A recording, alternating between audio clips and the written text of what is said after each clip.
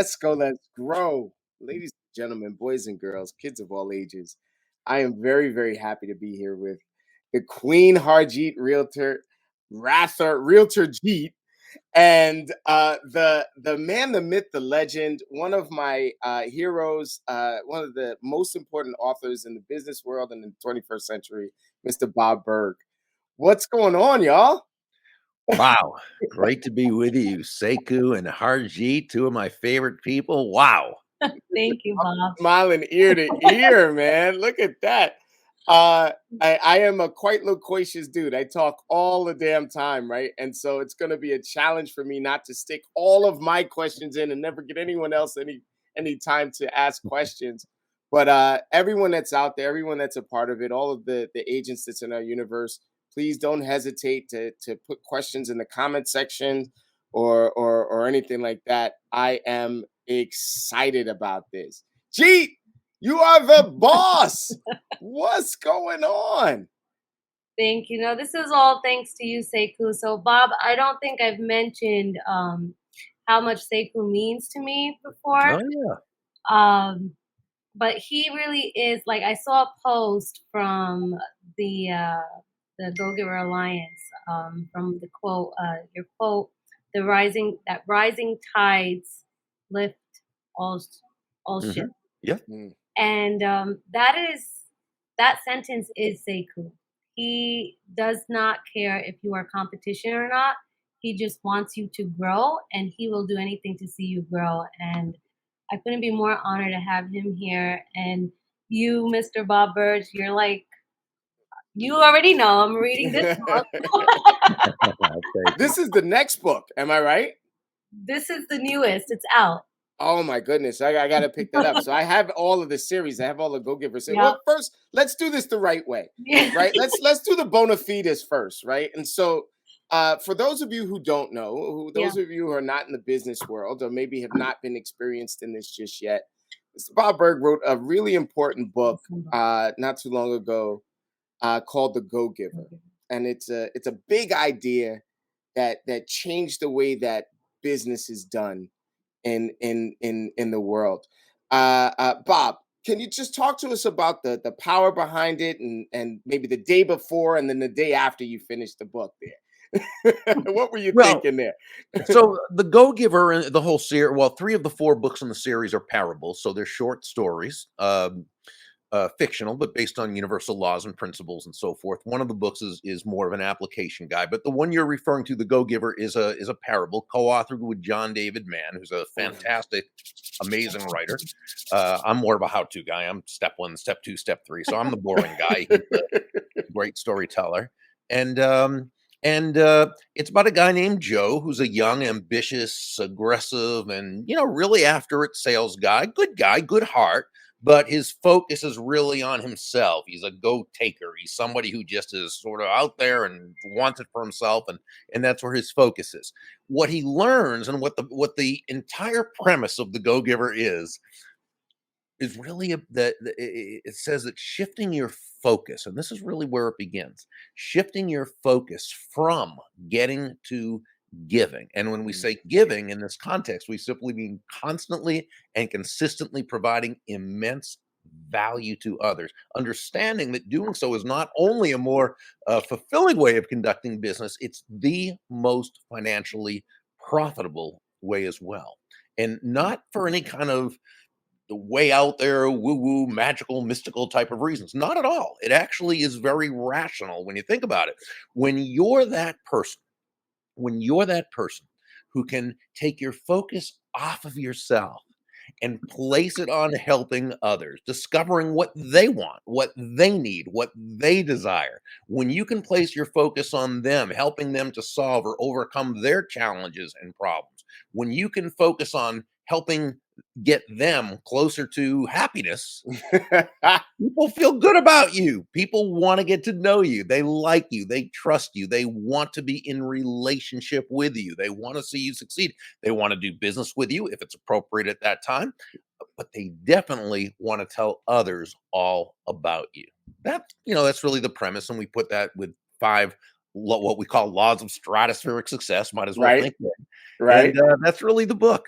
Well, I tell you what, your book sort of flew in the face of everything that I had been taught up until that moment in time when I actually received the book as a gift from a sales manager of mine, uh, maybe 12, maybe 13 years ago, right? Right when you guys Yeah, wrote the they're right book, about when it came out. Yeah, and I'm a consumer. I voraciously read, right? So I read the book, and I'm like, wait, it's got to be. You got to have like some secrets of the universe in here, like how do you sell? How do you sell? And I read it. If I could use the expression, I read it wrong the first time. I read it sort of like an instruction manual, step one, step two, step three, and then I went back that same week and read it as if I was the person, and I realized that I Mhm. was Joe.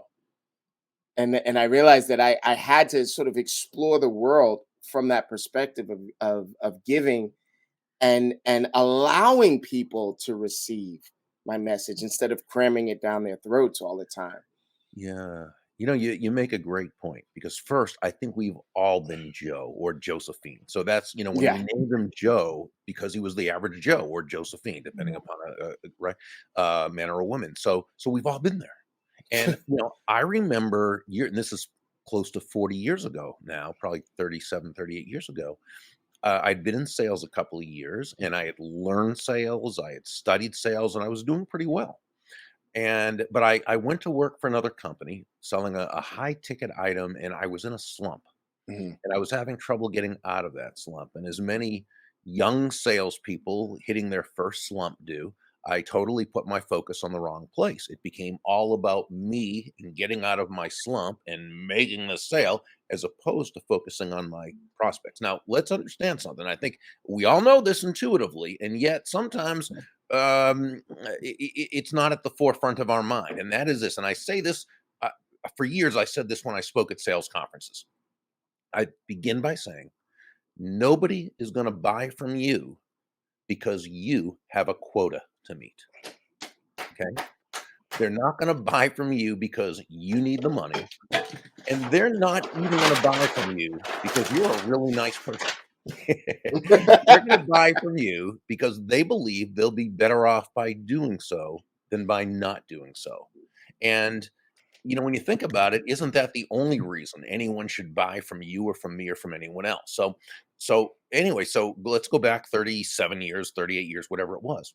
And I'm in this slump, and there's this older guy at the with the company. He wasn't in the Mhm. sales department. I think he was in the engineering department or something, and he retired soon after. One of these guys, I think we've all met, where he didn't say a whole lot, but whenever he did, it was always profound. Right, right. But E.F. Hutton. Yeah, and I exactly. And I think he kinda saw in me Joe. He kinda saw me as that young, ambitious, aggressive, up and coming, but who was focused on himself, right? Right. And saw that I had potential. I'm so glad he did. And because he said to me, Berg, he was a last name kinda guy. He said, "Berg, can I give you some advice?" And I remember I was in a big slump here, and I said, Mhm. "Absolutely, please do. Whatever. I need it." And he said, "Berg, if you wanna make a lot of money in sales," he said, don't have making money as your target. Your target is serving others. Now, when Mhm. you hit the target, he said, you'll get a reward. And that reward will come in the form of money. And you can do with that money whatever you choose. But never forget, he said, the money is simply the reward for hitting the target. It ain't the target itself. Your target is serving others. And, I got to tell you, that was sort of the epiphany for me because it made me realize that, great salesmanship is never about the salesperson, Mm-mm. right? Great salesmanship is never about the product or service. That's important, but that's not what it's ever about. Great salesmanship is about the other person. It's about, it's about bringing immense value to those you serve. Really, it's about another person's life being better just because you are part of it. And Mm. I think that when we approach sales from that premise, if you will, from that foundation, Mhm. I think then we're really 9 steps ahead of the game in a 10-step game. Mm. 9 steps ahead of the game in a 10-step game. That's going to be permanently put on the front of my monitor there. I love it. Mark Bjorkman, who is one of our Commitment to Captaining alums, is he's just in there. He's just saying, "Wow, he's blown away." Oh, The conversation that we had yesterday it just completely puts him into that frame of mind. He is one of those people that is just full of integrity, wants to give, give, give, and is more interested in everyone winning than anything else. uh the great thing about Harjeet, when we talk, Harjeet is constantly looking for a way to put you at the head of the table. You know, put the other person at the head of the table mhm. and make it about them. Jeet, I'm wondering if you could talk to me about, or talk to us about, you know, the first time that you picked up this book, like some of the ways that this has influenced you in your business. Um, it's a good question. My brother introduced me to the book. Your Uh, brother is the bomb, by the way. I don't know, Bob. Do you know our brother? he No. doesn't. Oh my God, you got to meet this guy. The guy is anyway. Go ahead. I'm sorry, G. He's the yeah. It was all because of him. I was like Sekou in the beginning of my career. Like, okay, how do I get the listing? How do I get the buyer to buy the house? And at the same time, I wanted to be what you just said, Bob. Make that person's life better because I'm in that person's life. Mhm. So then when I picked up the book and I started reading it, I said, "Oh my gosh, this is my soul. This is my core. This is how I operate." And there are people out there in this world that operate like this. So I'm not the only oddball out. I mean, It's not just me. because like I quickly saw in our field that that's what it was really like cutthroat, cutthroat, cutthroat. And I didn't want to, I'm like, oh my gosh, is this industry for me? Because I cannot operate that way. And then when I read The Go Giver, and to put ourselves in an association and find that proximity of a mentor, that's what really opened up doors for me then. Like just to be able to be next to someone that is already 10 steps ahead of that 9-step game that you just Nine steps ahead in that 10-step yeah, game, 9 man. steps ahead of that Well, 10. I think you are 10 steps ahead in the 9-step game. You have a lot of the things that people are attracted to. Um, Bob, I'm not gonna pretend like I'm not a huge fan, right? So no, seriously, That's very kind of you. it was very kind of you, and to put the book together. But more important, I've seen your patterns, the patterns that you followed post books, post publishing, post messaging. You are very consistent with your Mhm. message. You're very consistent with your attitude and your approach to the way that you basically do business and deliver your message to the world. Um, in our universe, in the sales universe, as you mentioned, you went into a slump. Well, we often go into slumps, right? Sure. In the sales universe, um, can you sort of share with us how an agent can sort of fritz their mind and reprogram their mind to sort of get into a giving mentality? Yeah, so the first part of it, really more than anything else, is consciousness.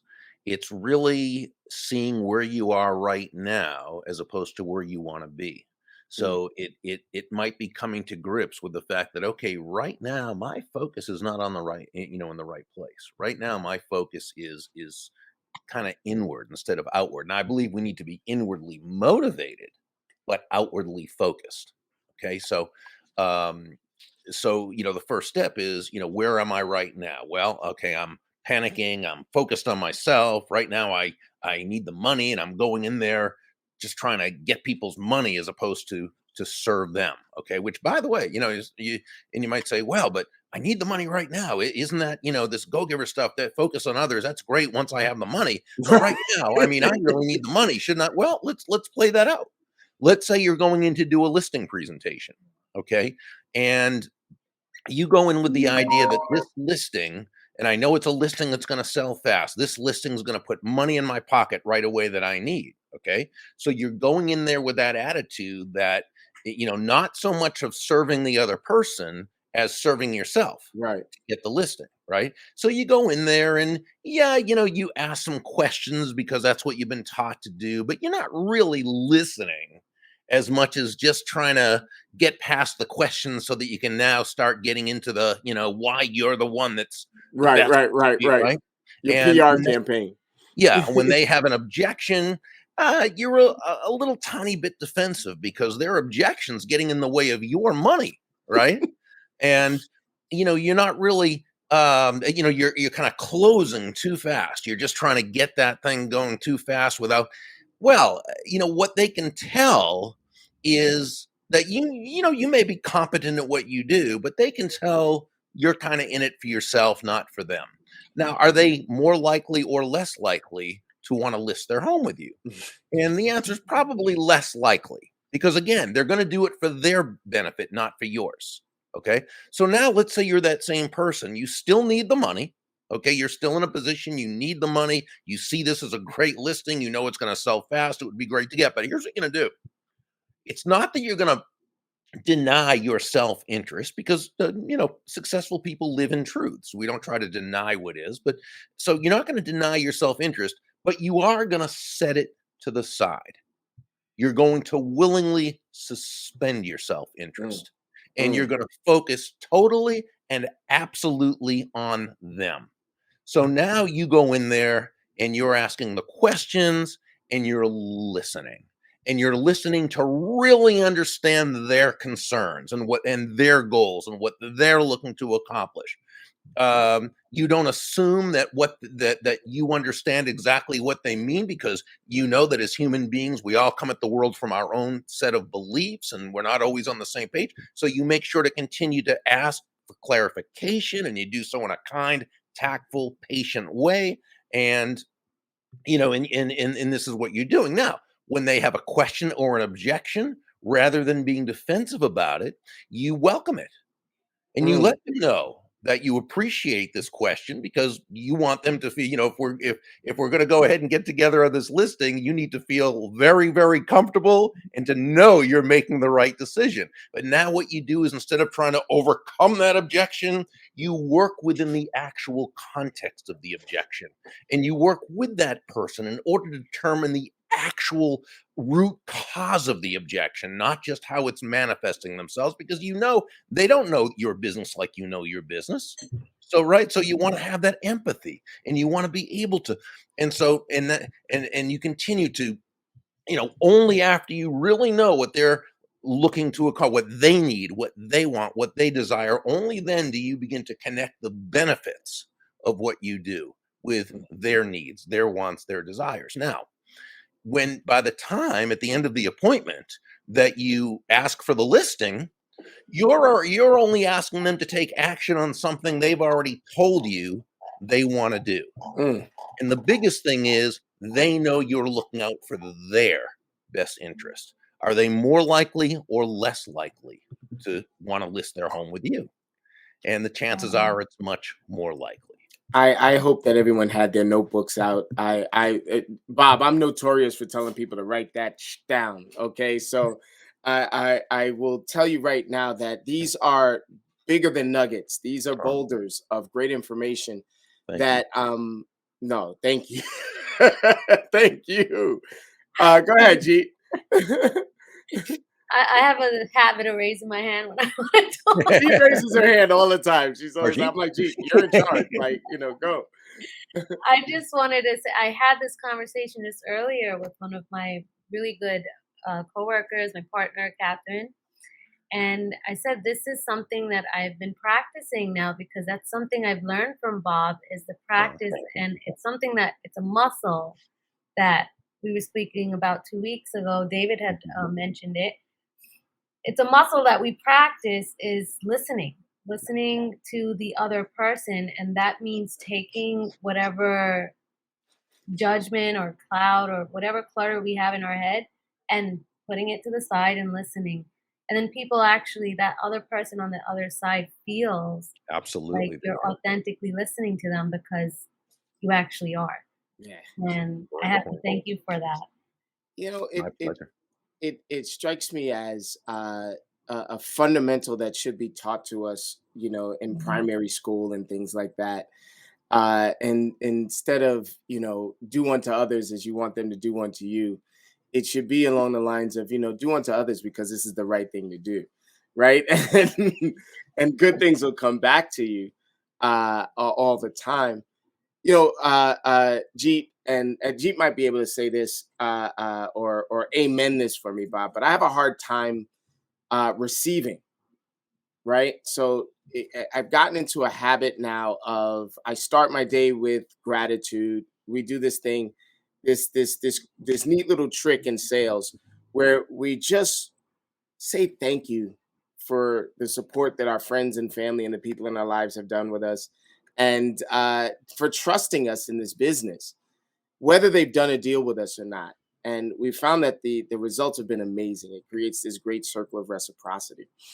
Uh, it was an accidental thing that we discovered, and it has been, tremendous for our business. What or was there? I'm going to ask you this question in two different ways, and you can answer any way you want. What have you found after the success and the connection of all of the books and all of the ideas that you shared with the world? Or was there something that has surprised you about the reaction that the world has given you? Um, well, one of the things when the book first came out was that the early adopters were not the people who needed it. The early adopters were the people who had already built very, very successful businesses. And I mean, we heard from leaders of industry, top salespeople, sales managers, people who had built huge organizations saying, these 5 laws that you and John shared in the book, this is how I built my business. This is how I built my fortune. But get this, but nobody believes me, is what they said. Because remember, most of the world has grown up, and whether it's upbringing, environment, schooling, Yeah. news media, television shows, movies, with this horrible, um, these horrible thoughts about prosperity and money and business and this and that, and you see it everywhere. It's the, if people make a lot of money, they did it on the backs of others, and Yeah. they that. So Cutthroat. Listen to the right. language. Cutthroat. So Right. exactly. Yeah. And Yeah. so and not that there's not people out there who do things in ways we wouldn't like. It's a big world. Those are the ones who get the press. Those who are the ones who get the attention. The Right. press, the media. I'm not sure if there is a Mhm. press anymore, but media.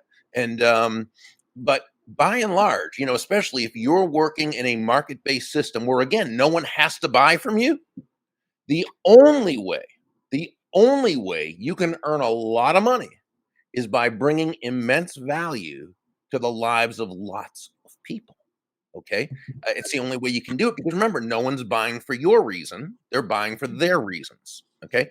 Um, now, so that's what we heard from those early adopters. Now, then 6 months later, there was a wave of new adopters, and those were the people who needed the to hear this or read this or whatever. And they had said, they got it from their mentor or from their, whatever, and from their company or from their exactly. And so that was a nice surprise that Yeah. to realize that no, so remember the people who were those early adopters, the already successful people, excuse me, Oh, that's okay. We're all the, coughing. the book didn't teach them anything. These were things they'd been already doing because remember, none of the principles that John and I talk about in the book are anything new, Right. Mhm. Right. Right. Right. right? These have been around since time immemorial. Right. And successful people have always utilized these. Now, they Yeah. didn't always know that's what they were doing. Many people did it intuitively. Other people learn. Now, John and I put it into story form and we named the laws and we gave our own explanation within a story, but it's not new, No. right? And so that's kind of the neat thing. So we've heard from, tons of realtors who said when they got in the business, they some of them will even say they were told by their manager, no, you can't just care about people and look out for their interests. You've got to do this. And they said, no, and the book gave them, that confidence to say, yes, this Mhm. is exactly how we're going to do it. Just like Deborah Davenport, who talked about the law of authenticity in the story. And Yes. so that's I think the nicest thing of all is when we've heard from people who were told otherwise and then decided no, they No, wanted I'm to gonna do do it it this way. a certain way. Yeah, Yeah, yeah, yeah. I think human beings, I think we're built with a desire to bring value to the world. I Okay, agree. and I think as entrepreneurs and salespeople, we typically do that through our work. Now, it doesn't mean we don't have other causes that we believe in and so forth, but we generally do that through our work. So being able to really focus on making other people's lives better, Mm. okay, and the result being you receive in abundance Like doesn't more get than you could ever imagine. So my I know we're pressing up against the half hour mark. What I want to do is I want to do a few things. I want to share an anecdote that my godmother said to me years ago. She said, "Look for ways to help people." And that, I mean, so she's another E.F. Hutton. Like, when she speaks, she doesn't speak a Um, lot, but when she speaks, she throws it out there. I want to sort of throw a curveball at you, right? So you've presented some really big ideas. You've represented the world with a foundational idea that's been around forever, but you put it in an anecdotal format that truly, what did you said a proverbial format, right? The parable, yeah, the parable. parable, right? And I first wanted to say thank you for doing that because it reached this knucklehead, right? So I get to look at it a different way. Thank you. And the second thing that I want to do is I want to point out that you're talking about re-educating people that have been indoctrinated over and over to do things a certain way. If you could take a group of elementary school kids and teach a course, what course would you teach?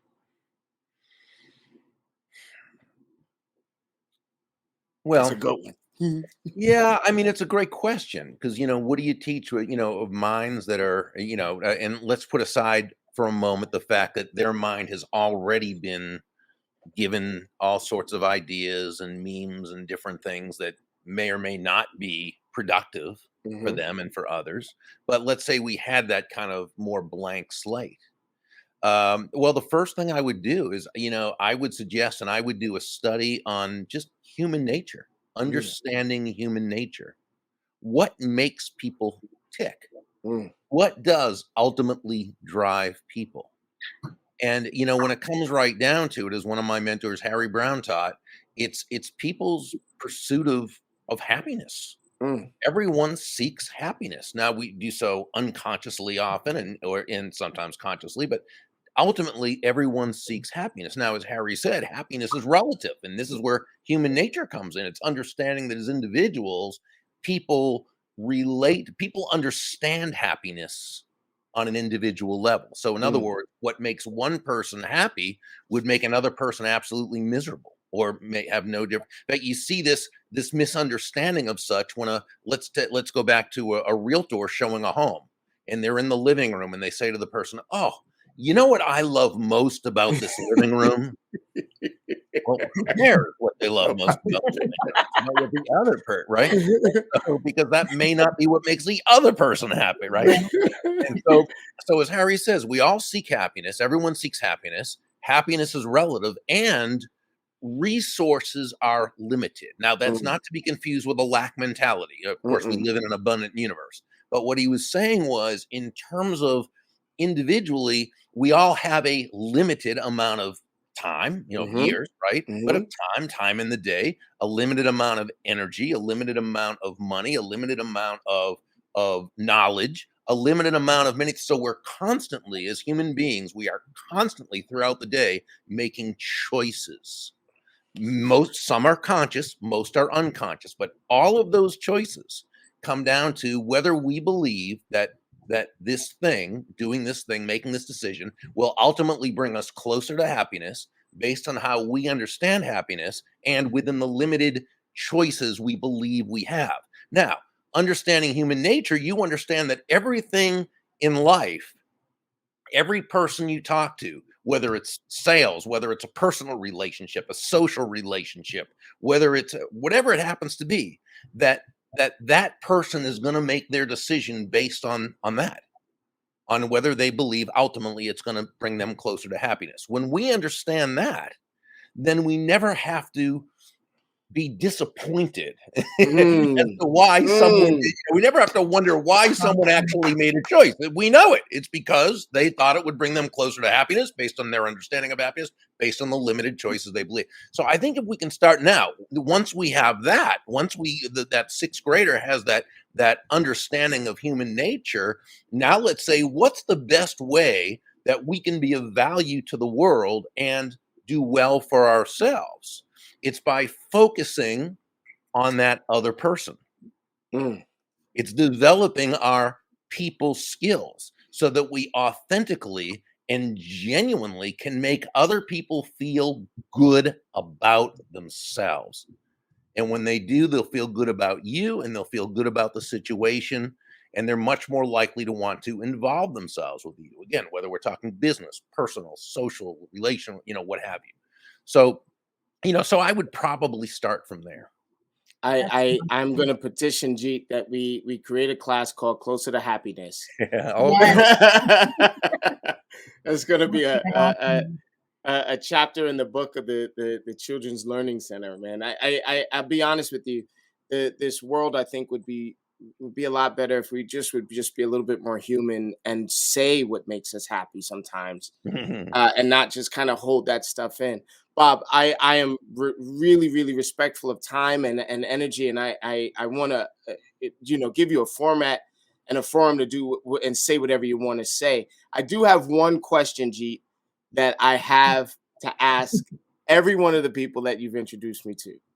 Okay. Okay, so Bob, this is not the last question that I'll ask you. This is not the last time we'll talk, but I want to know from you, how can we help you grow?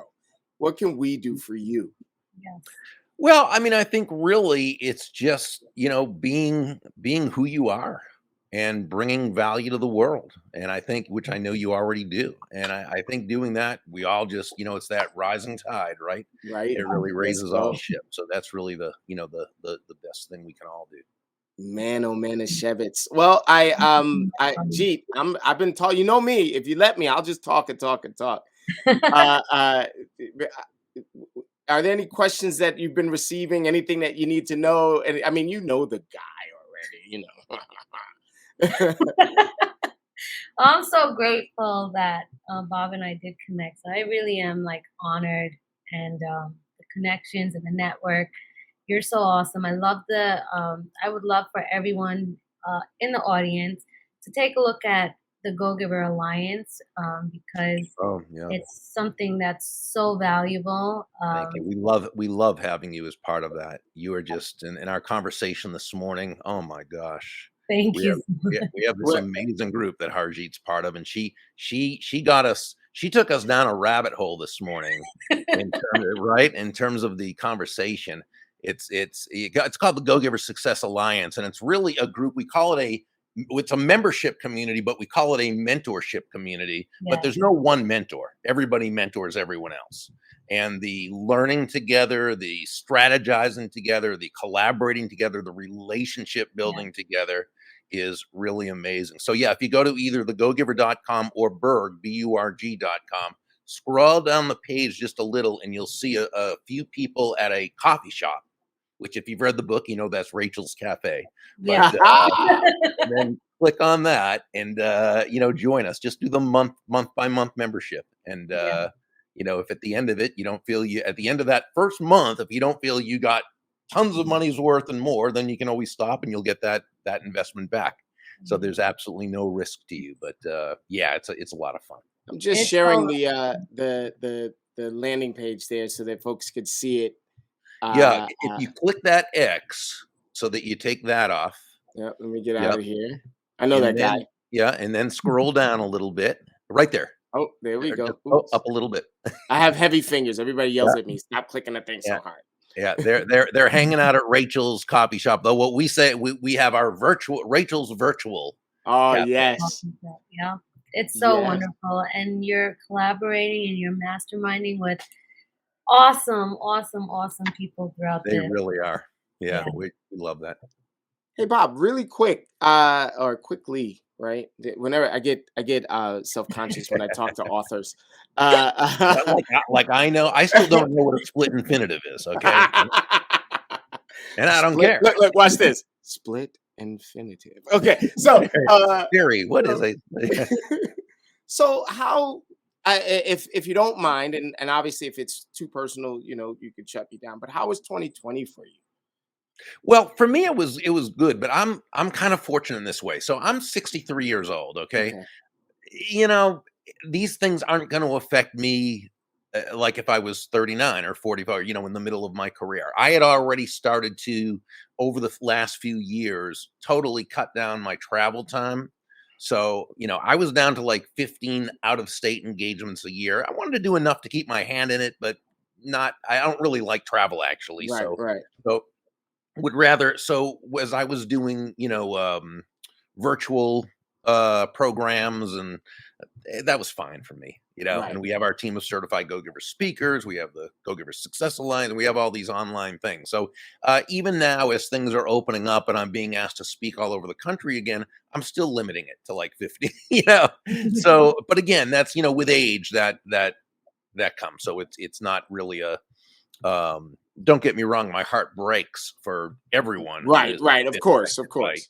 Yeah, I've just been, lucky in that it didn't hit me in that quite that way. We are similar in that, and we don't have too much of a distance between our ages either. And so Oh, I, you look a lot younger. well, I that's just because I rub myself with coconut oil and sleep in the freezer.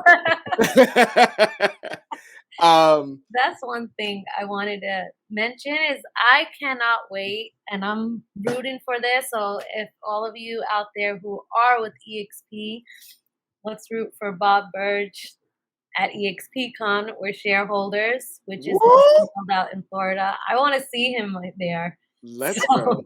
let's get that done. Let's just Oh, make yeah, sure if it's one they of his have it in 15. Florida, so I don't have to get on a plane, that would be Yeah. Yeah, there you go. There you go. The travel would be across town in a black car. There exactly. you go. Yeah. We share that sentiment, my friend. I did a Yeah. lot of traveling when I was younger, and around the world and things like that. And I'm incredibly excited about this quantum leap of communication. And the way that I look at it is that, in a normal scenario, every kid wants to be in the great teacher's classroom, but not every great teacher can have every kid in their classroom. This quantum revolution has given the world access to the great teachers of the world, and it's been unfettered. And I think something great is going to come out of this. So I'm looking to give more and more and more. And what the world has given has just been incredible. So I'm incredibly grateful as well. And you are Sekou. You're giving tremendously. I don't think you know how much people you're affecting, but you're impacting so many lives. And it's something that came out of the Go Givers, those 3 S's: Yeah. survive, save, and share. And And you share. are sharing. You're definitely sharing. So thank you so much for that. Well, dude, Bob, I don't know if you know this, but I'm this street kid from Harlem that found real estate as a way to sort of transform the way that I looked at the world. There's a lot of fear attached to making money, right? What if I don't make enough? What if I make some and then I don't do the same thing next year? There's all of those things that are Sure. buzzing around in our head. And once you learn where it comes from and how abundant it is, to use the language that you've used, then there's no more fear involved with it, and you can actually share this pie is infinite, right? And you can have infinite slices of this pie, and man, it feels good to be able to give. Yeah, well, I just congratulate you on everything you've done and how many people you've helped in order to get where you are. And you're so right regarding prosperity. And there's a lot of again those negative messages we receive from the Mm. world.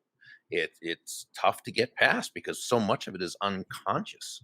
That's why I'm a big believer that prosperity is something that needs to be proactively studied. because we get the garbage coming in all the time. And there are people out there like Randy Gage and Sharon Lecter and Ellen Rogan and Bob Proctor and David Nagel and Ken Honda. These people, they write, they speak, they blog, they do videos that you can look up on prosperity. And I mean, I study them because, you know, and 99% of what they teach is all about the unconscious, about kind of letting go of those things that keep prosperity from getting to us. Prosperity, which is our natural birthright, but we need to be able to accept it with gratitude, just like you were talking earlier about gratitude. And so I really think that, you know, studying that is something that in studying it on an everyday basis can just help everyone who does that. Well, Bob, you talk about this mindset of abundance and giving as a skill that should be practiced and studied. And I am now a lifelong student with you, man, and I appreciate it. Thank you. Last formal question. I know we're over. That's okay. What's your favorite one behind you? What's your favorite book behind you? Well, gosh, you know, there's so many that cover so many different areas. Pardon me for turning my back on you. No, I do it all the time. Probably my favorite one was written in 1909. It's called Peace, Power, and Plenty by Orison Swett Marden. Mr. Marden was the founder of Success Magazine, and many people consider him the founder of the modern personal development movement. And he wrote many books. Peace, Power, and Plenty is one that was so amazing, and it's a first edition, so I couldn't even write. Usually I take notes in the book and I highlight and I underline. I couldn't even do it here. I just wrote all the notes on yellow stickies with referring to law. I couldn't even, you know, I couldn't mark up this book.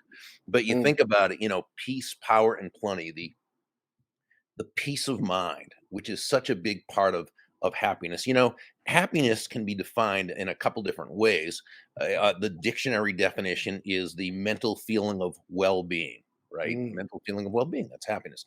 I go a little tiny bit deeper with it. I say that happiness is a genuine and ongoing feeling of joy and peace of mind, the result of living congruently with one's values.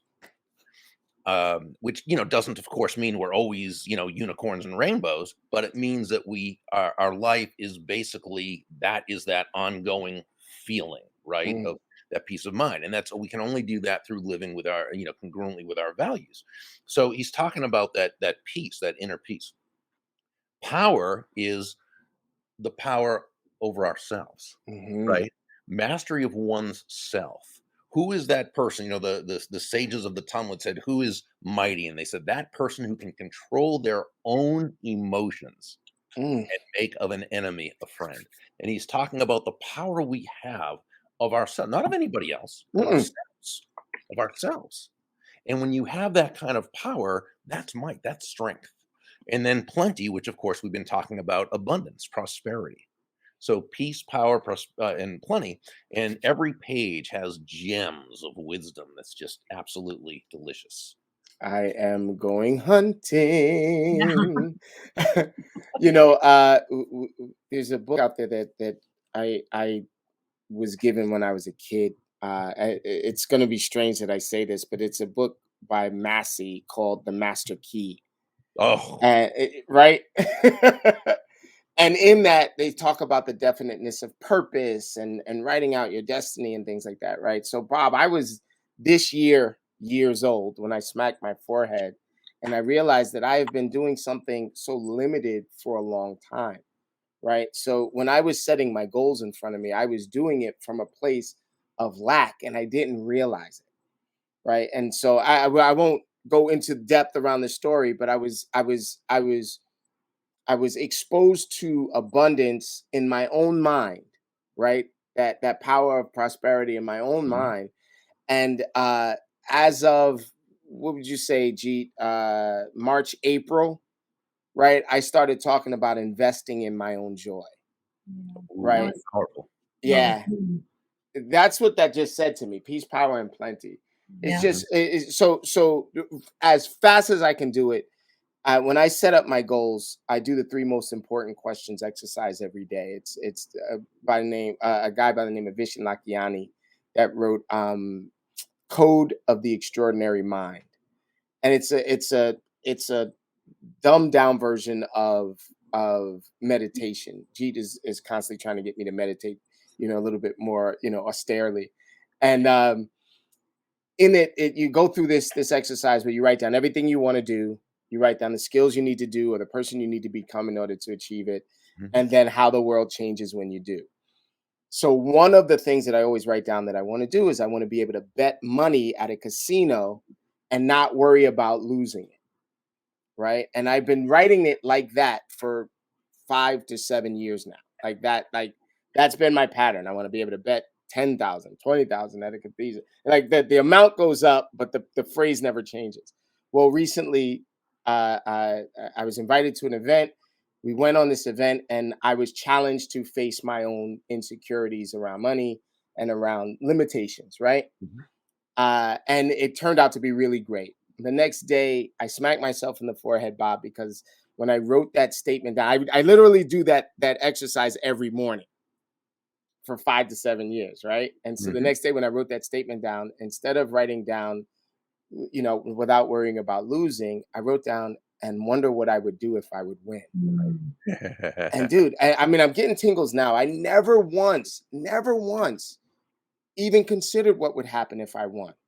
Right. And so the lessons that it's starting to teach me, I'm just getting it, man. And the gears are grinding and the smoke is happening. Yeah. We're all just getting it. It doesn't matter how long we've been doing this for. We're all just getting it. Yeah, man. Let's invest in our joy, man. This has been an absolute joy to talk with you, Bob. And I am eternally grateful that you agreed. I'm eternally grateful that I have met Jeet and that through that meeting, this meeting happens and I'm inviting you to the barbecue, Bob, man. You're welcome to come and get your fingers greasy. And I don't care how healthy you might eat, man. We got a little something for you. I absolutely love this and I appreciate it, man. Thank you both for doing this with me. Thank you. Pleasure is absolutely mine. Thank you both. I got to do a little housekeeping. I'm not going to keep you guys, but I just want to brag a little bit, right? So what this particular broadcast is every week, Bob, is the reason why it's called 10K Wednesday, right? I don't know if it was shared with you why it was called 10K Wednesday. So in the sales tradition, right? Sales is about making contacts, right? It's a numbers game for most folks, right? And so as an individual salesperson, I make 200 contacts a day minimum, no matter what. Right. And the contacts range from my gratitude text to videos that we're doing to telephone calls to prospects, et cetera, et cetera. And then getting together with this nutty bunch of agents and these powerhouse agents, it multiplied that effect, 100-fold. Right. And so we get together every day to see how many contacts we can make. Well, 10K Wednesday is a graduation from 200 Contact Wednesday to 1,000 Contact Wednesday. We are now at 10K Wednesday, and I'll be honest with you, I think we're going to have to name it 30K Wednesday. Because as of 4:00 today, I had almost 18,560 contacts. Woo!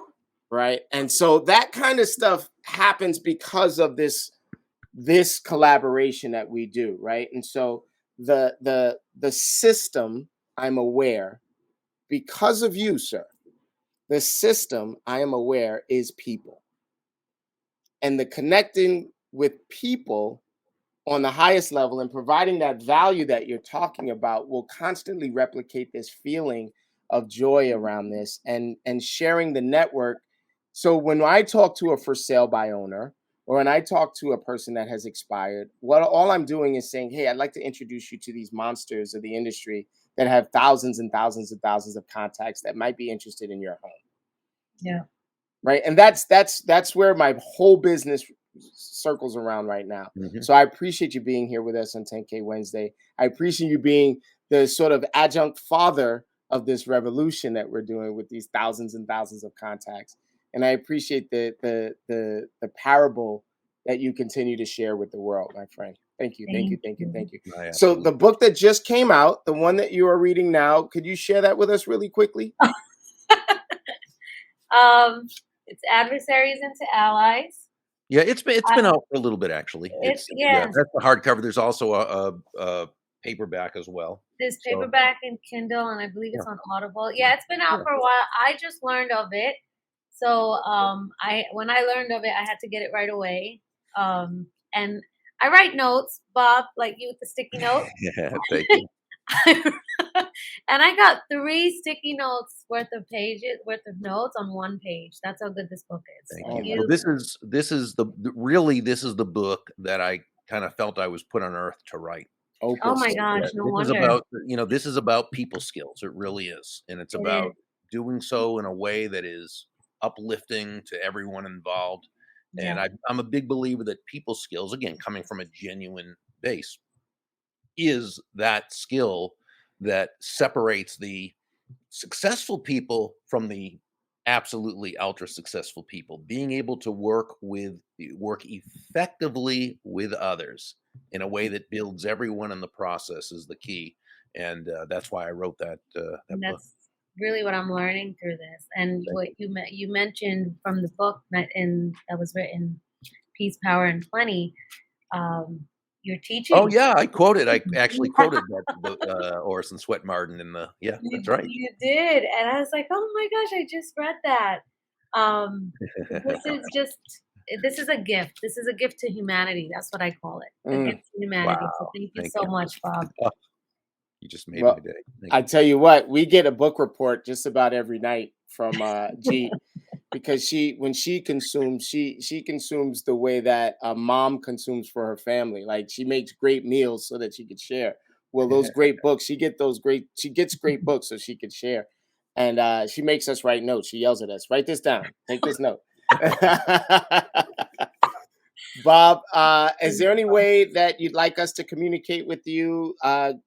Anything that you want us to go out and get, go out and give? Talk to us about how we reach you if they want to do your classes. We've got the success Go Giver Success Alliance. the Go Giver Success Alliance, because we got so many success academies. The Go Giver Success Alliance.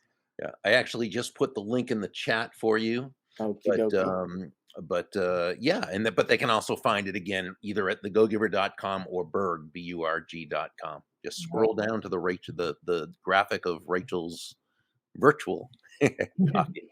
Thank you, Bob, for your time. We really greatly appreciate you so much. So appreciate you. And with that, Pleasure. I am going to draw this to a close. I am going to ask you all to do your very best to find ways to get people closer to their happiness.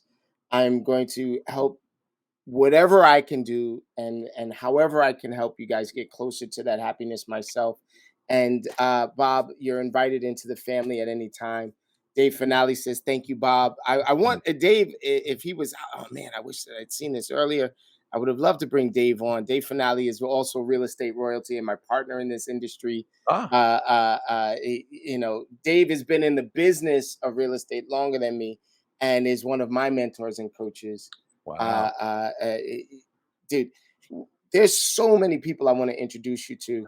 I that like I know, but you have no idea, right? There's so many people that you've changed their lives. I really quickly, I've given your book to children at the Harlem Children's Zone, right? Young people Oh, at the Harlem thank you. Children's Zone, and so here you have. I believe the way that lessons should be taught about the world and how to grow and how to do, et cetera, et cetera. Uh, and you just affect so many people that you may not know. I'm getting an official word that Finale is inviting you to be on TGIF. Thank God it's Finale. He's got hundreds and hundreds of episodes that he's done. He's never missed a week. I think he might have missed one, but then made it up immediately and did two the next. He's a powerhouse in the industry, and I can't wait for you to meet him as well. Jeet, you I may would love want to make that happen. the magic that you've made other things happen. All right, all. I'm gonna say good night to everyone out there. Rock and roll. Let's go, let's grow is our little motto. And the octopus is here so that we can put our arms around everybody. Okay, so just want to leave with Bob. Do you have anything to say? And then we'll go.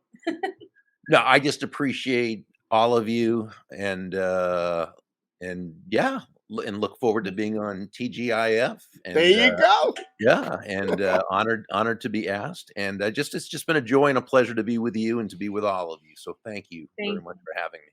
Good night, ladies and gentlemen.